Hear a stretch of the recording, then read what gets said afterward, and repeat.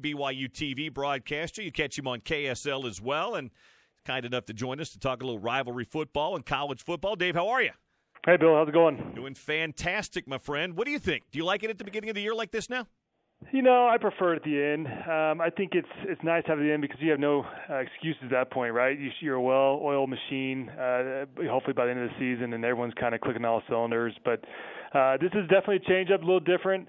I guess we have the whole offseason to kind of, get the hype going. So I guess that's the benefit of it. But the end of the season, plus you got to go back to the days when I played and when a lot of these guys played. It meant something, right? It was for the Mountain West Conference Championship usually at the year, and so that added a little bit to it as well. But first game of the season, I think it's fun too. Kicks it off and kind of sets the tone for both teams. Well, you don't have the injury concerns, though, generally. First game of the season, everybody should be mostly healthy unless there was some sort of mishap in fall camp. So, last year Utah didn't have Huntley and didn't have Moss. They missed the last 4 or 5 games of the year.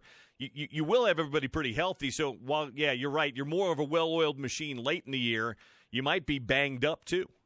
Yeah, good point. Exactly. You won't have the excuse of injuries come the first game unless, once again, like you said, in fall camp, guys get nicked up. But, no, it's exciting. I think both teams have high aspirations this year. Utah coming off a great season last year, and frankly, man, I think their team, when you look at BYU's schedule, I think Utah is by far the toughest opponent on BYU's schedule this year. And so I think it'll be a great barometer for BYU to see where they're at with their team on how they fare against Utah at home. And I think it'll be a fun, electric environment. Weather shouldn't really come into play, a hot August day, so you won't have snow or anything like that to deal with, or cold weather. It's football weather. It's when football should be played, and the rivalry is being played there at the beginning of the year. It's not going to be anything like your freshman year. Remember that game your freshman year? So the 3-0. If the people listening are wondering which one, 2003. Yes. And I still remember. I tell the story to people. As a defensive linebacker, Bronco would call the defensive plays. He was the defensive coordinator that year, and it was snowing so hard that we literally could not see him on the sideline, trying to give us the hand signals for the plays, and so we would end up just calling our own plays. I think it was for a series or two, where we were just dialing up blitzes, doing cover 4, whatever we felt like doing.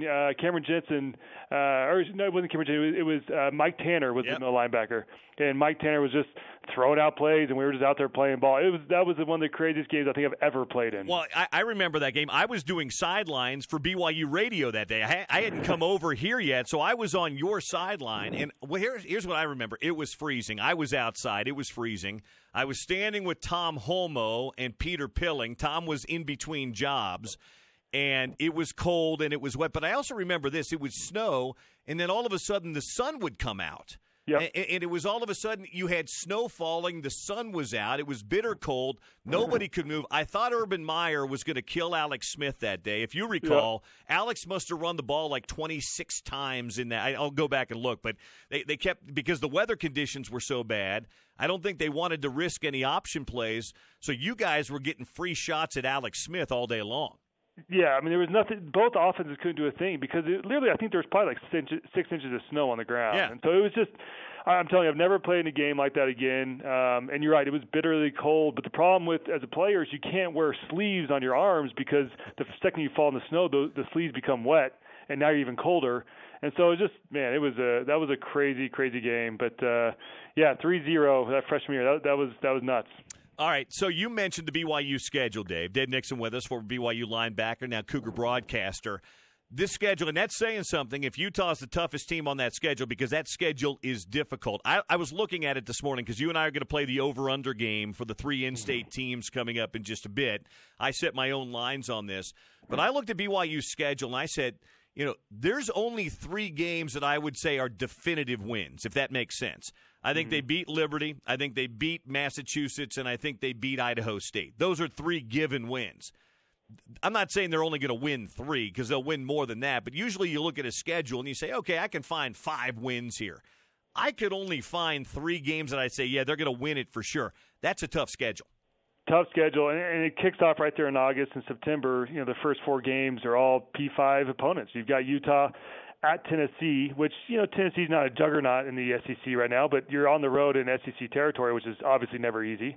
And then you've got USC at home and Washington at home.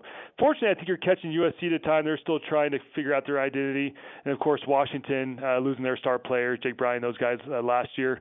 They're going to be working through their kinks. But, yeah, it's a brutal schedule. And once again, this is a result of independence. You have to front load your schedule because really that's the only time USC, Washington, Tennessee, and Utah can play BYU is the beginning of the year when they're playing their non-conference games, because the second they get into their conferences, it's tough to squeeze people in. And so that's just the nature of the beast with independence. And, BYU fans become accustomed to that. But it's tough.